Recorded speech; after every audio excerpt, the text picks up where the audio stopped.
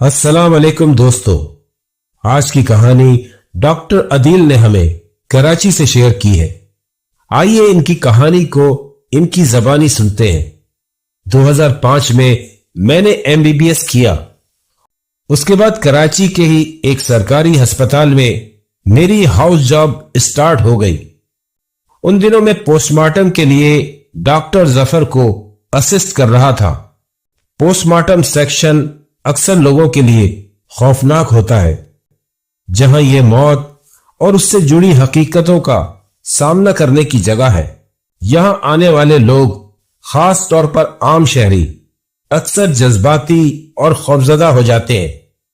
हम doctors MBBS की degree बहुत मरहलों से गुजर कर हासिल करते हैं।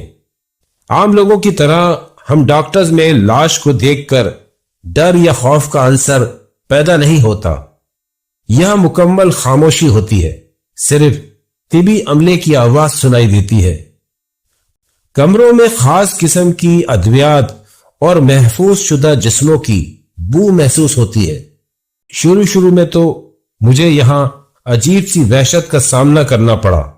डॉक्टर जफर एक सख्त मिजाज डॉक्टर थे। वो काम में जरा सी कोताही भी बर्दाश्त नहीं करते थे। लेकिन फिर आहिस्ता आहिस्ता मुझे यह माहौल और काम समझ आने लगा।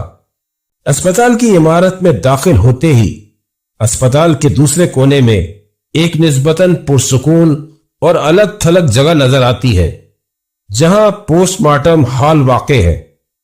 इस हॉल के करीब पहुंचते ही एक ठंडक और अजीब सी खामोशी महसूस होती है। लकड़ी का एक मजबूत मरकजी दरवाजा है, जिस पर तख्ती लगी होती है। पोस्टमार्टम सेक्शन, गैर मुतल्लिका अफराद का दाखिला ममनू है। दरवाजा खोलते ही एक छोटा कमरा है, जिसको रिकॉर्ड रूम कहते हैं। सामने ही एक डेस्क है, जिस पर रजिस्टर, कंप्यूटर और सरकारी फाइलें रखी हैं, जिसमें लाशों की आमद और पोस्टमार्टम रिपोर्टों का इंदराज किया जाता है।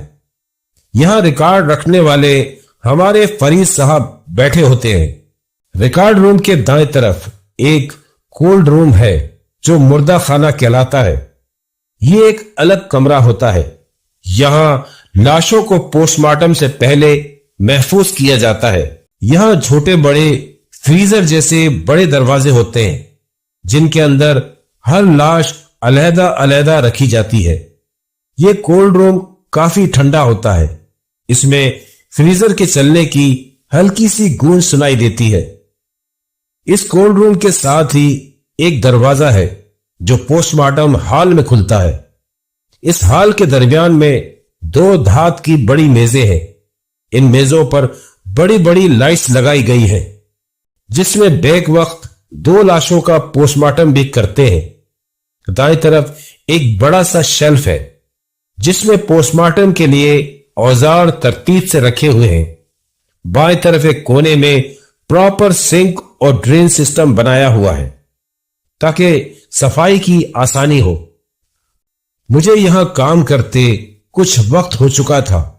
मेरे साथ दो डॉक्टर और थे। हम तीन लोग डॉक्टर जफर के अंडर थे। डॉक्टर जफर मिजाजन करख्त थे। वो हम तीनों से एक तो बेहद काम लेते, दूसरे वो बार बार हमें चेक करते कि कितना सीखते हैं। कहने को तो हम 3 डॉक्टर्स हाउस जॉब कर रहे थे, लेकिन एक वक्त में डॉक्टर साहब एक ही बंदे को साथ रखते, बाकियों को दूसरे काम पर लगा कर रखते। डॉक्टर साहब वक्त के साथ साथ मेरे मेहनती और जिम्मेदार होने की वजह से मुझे पसंद करने लगे। मुझे भी अंदाजा हुआ डॉक्टर साहब बज़ाहिर सख्त है, लेकिन ख्याल भी करते हैं। अगर उनकी यह सख्ती ना होती तो हम इस तरह से काम सीख भी ना पाते। अब तो मेरी हाउस जॉब खत्म होने वाली थी। उस दिन 25 दिसंबर की शाम थी। हमारा ऑफ था। मुझे डॉक्टर जफर की कॉल मौसूल हुई। उन्होंने मुझसे पूछा, अदील अस्पताल आ सकते हो? जी सर, मैं आधे घंटे में पहुंच जाऊंगा। और फिर मैं आधे घंटे में पहुंच भी गया। लेकिन यह क्या, यहां तो सन्नाटा पड़ा था। रिकॉर्ड रूम में मुझे फरीद साहब भी नहीं दिखे। ایک ڈیڈ باڈی آنی ہے، ہمیں اس کا پوسٹ مارٹم کرنا ہے۔ ڈاکٹر ظفر کو اسپتال پہنچنے میں کچھ ٹائم لگ سکتا تھا، مجھے جب تک ہر چیز ریڈی رکھنی ہے۔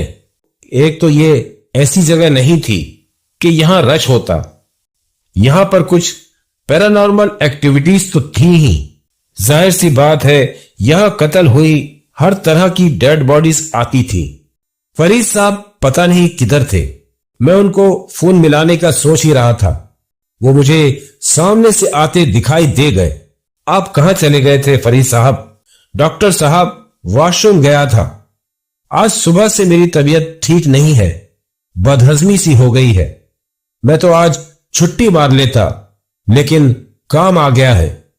ان کی تو شکل سے ان کی حالت پتلی دکھ رہی تھی۔ اچھا میں آ گیا ہوں، یہ بتائیں باڈی کتنی دیر میں آ رہی ہے؟ بس ڈاکٹر صاحب آنے والے ہوں گے، ابھی ہم یہ بات کر ہی رہے تھے کہ گاڑی پہنچ گئی۔ پولیس کی گاڑی اور ایمبولینس آگے پیچھے ہی آئی۔ ہسپتال کے ملازمین نے لاش کو اسٹریچر پر ڈالا اور اندر کی طرف لے آئے۔ ان کے پیچھے پولیس کا ایک افسر بھی تھا، میں ان کے لیے مستعدی سے آگے بڑھا۔ ہسپتال کے ملازمین لاش کو پوسٹ مارٹم ہال میں پہنچا کر چلے گئے۔ اس لاش کے قوائف بھی ایک فارم پر درج کیے گئے تھے، وہ میں نے سنبھال لیے۔ یہ لاش ایک نوجوان کی تھی جس کی عمر 25 سال تھی۔ میں پوسٹ مارٹم ہال میں داخل ہوا تو نہ جانے کیوں میری کیفیات کچھ عجیب سی ہوئی۔ یہ پہلی دفعہ نہیں تھا کہ میں اکیلا فرائض انجام دے رہا تھا، ایسا متعدد بار ہوا تھا لیکن ایسی کیفیت نہیں ہوئی۔ یہ ڈر اور خوف کی بھی کیفیت نہیں تھی۔ بہرحال میں نے دل ہی دل میں کلمے کا ورد کرتے ہوئے سائٹ پر بنے شیلف سے جراثیم کش دستانے پہنے اپنے کام کی طرف متوجہ ہو گیا۔ تمام لائٹس آن تھی۔ میں نے اس لاش کا تفصیلی معائنہ کرنا شروع کیا۔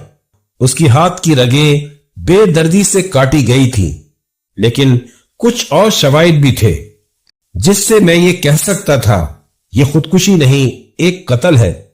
میں اس نوجوان کی لاش کے فنگر پرنٹس لے رہا تھا۔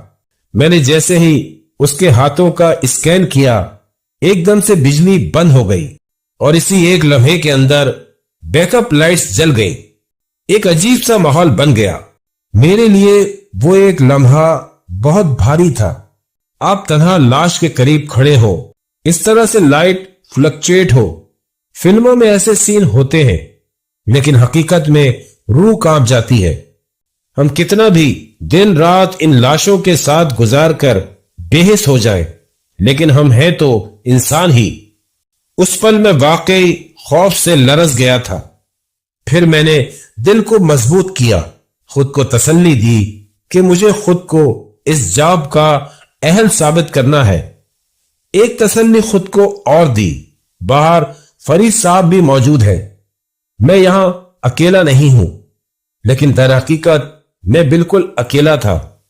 فرید صاحب کافی دیر سے واش روم گئے ہوئے تھے اور پھر میں اپنا کام مکمل کرنے میں جٹ گیا۔ میں باریک بینی سے ہر چیز کا جائزہ لے رہا تھا۔ تصاویر لیتے ہوئے مجھے ایسا لگا کہ اس نوجوان کے منہ میں کچھ ہے۔ میں نے چمٹی کی مدد سے اس کا منہ کھول کر اس کو باہر نکالا۔ وہ کوئی کاغذ تھا۔ میں نے اس کو کھول کر دیکھا، اس میں کوئی عجیب سی تحریر درج تھی۔ وہ اسلامی تو ہرگز نہیں تھی۔ میں نے اس کاغذ کو کھول کر ٹرانسپیرنٹ پلاسٹک بیگ میں ڈال کر دراز میں رکھ دیا۔ اس کو رکھ کر میں پلٹا ہی تھا، ایک دم سے میرے دل کو دھچکا سا لگا۔ اس لاش کا ہاتھ نیچے لٹک رہا تھا۔ مجھے ایسا لگ رہا تھا وہ اپنی جگہ سے سرکی ہے۔ میرا دل ایسا ہو گیا جیسے میری گردن میں دھڑک رہا ہو۔ میرا حلق سوکھ گیا، جبکہ میں یقین سے کہہ سکتا تھا کہ کچھ لمحوں پہلے وہ اس پوزیشن پر نہیں تھی۔ میرا کام اب ختم ہو چکا تھا۔ میں نے آگے بڑھ کر سہمے ہوئے دل کے ساتھ اس کے ہاتھ کو واپس جگہ پر رکھا، اس نوجوان کی لاش کو سر تک چادر سے ڈھانپ دیا اور تیز قدموں سے दरवाजा खोलता बाहर आ गया। मैं स्टाफ को कॉल करने रिकॉर्ड रूम में आया था कि मैं बॉडी को कोल्ड रूम में शिफ्ट करा दूं, लेकिन फरीद साहब अपनी सीट पर नहीं थे। मैं वहीं फरीद साहब की जगह पर बैठ गया। मैंने स्टाफ को कॉल कर दी।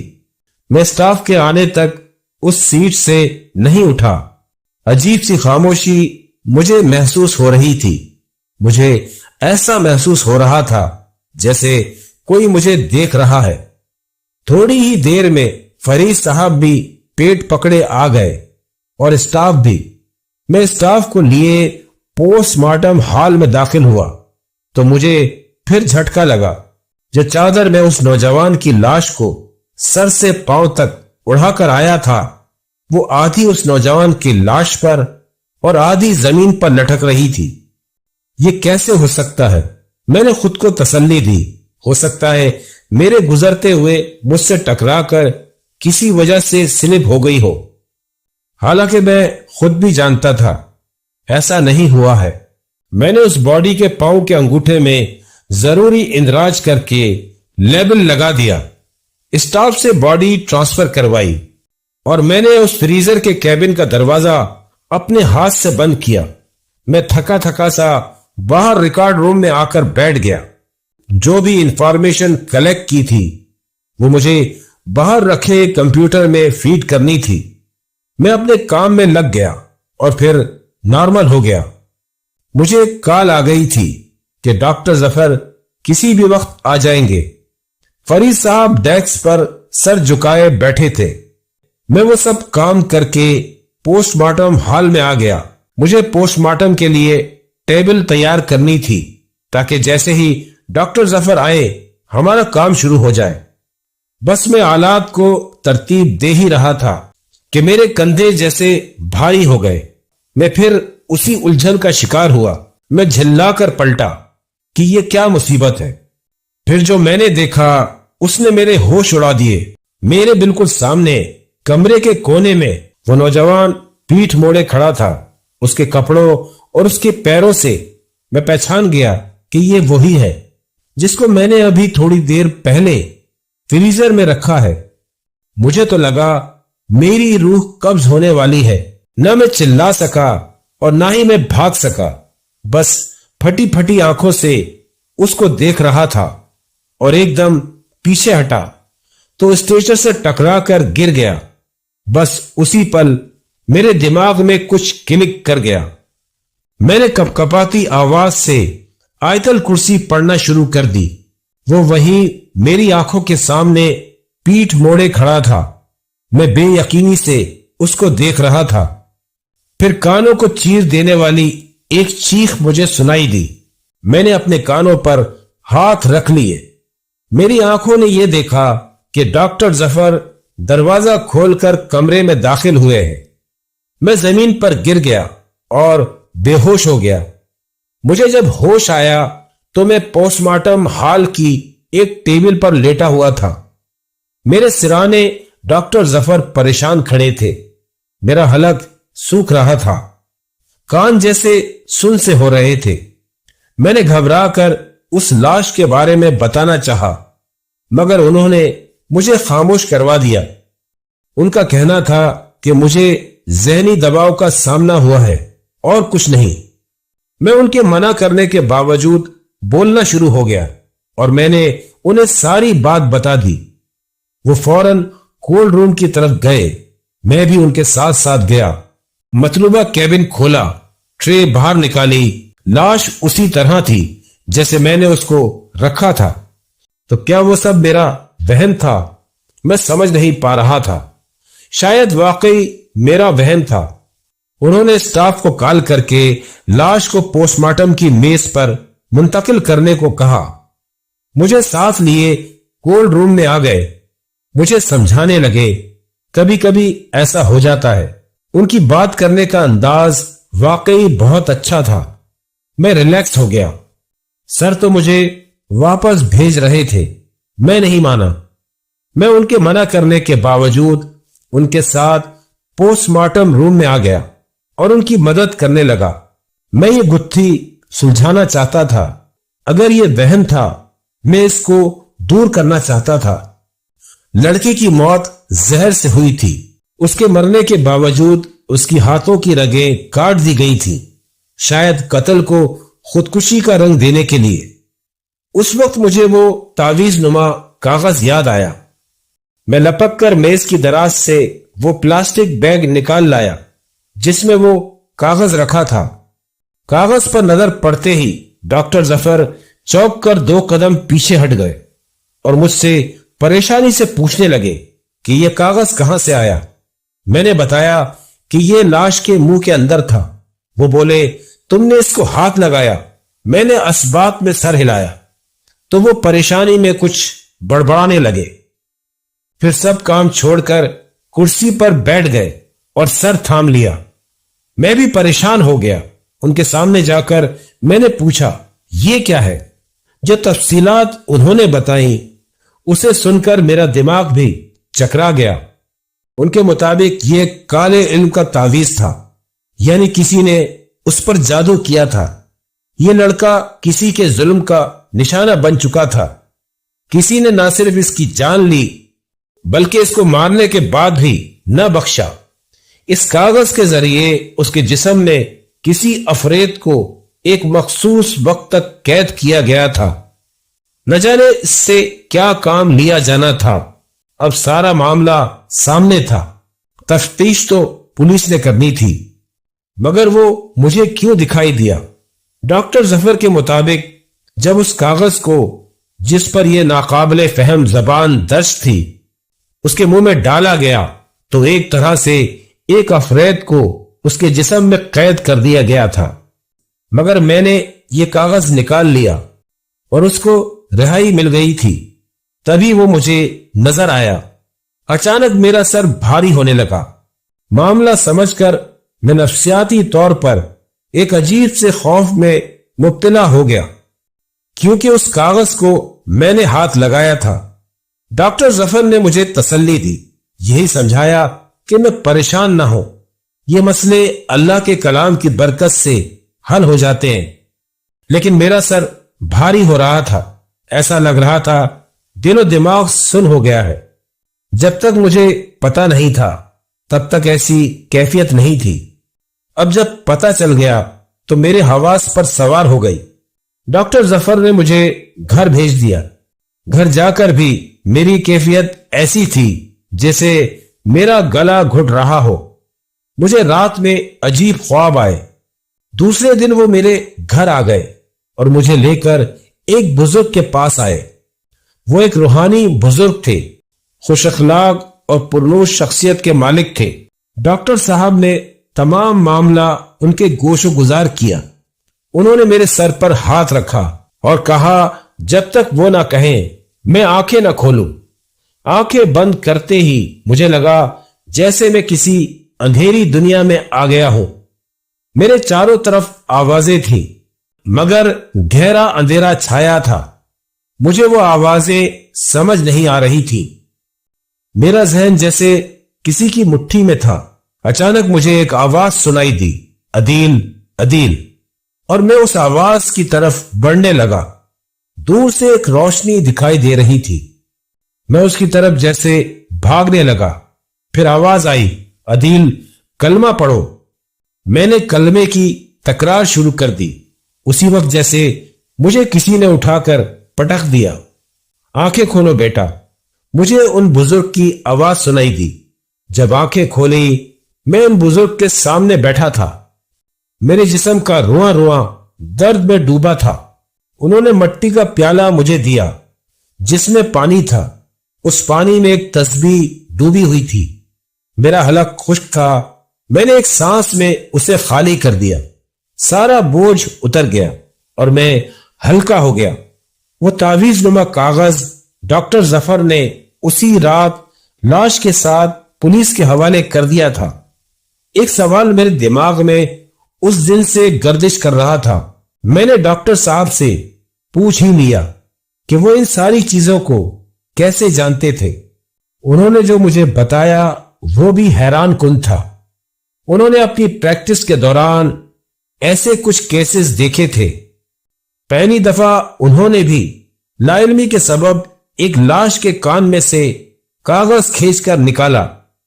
وہ کچھ اسی ٹائپ کا کاغذ تھا۔ اس کے بعد ہر وقت ان کے کان میں جیسے سیٹیاں سی بجنے لگی۔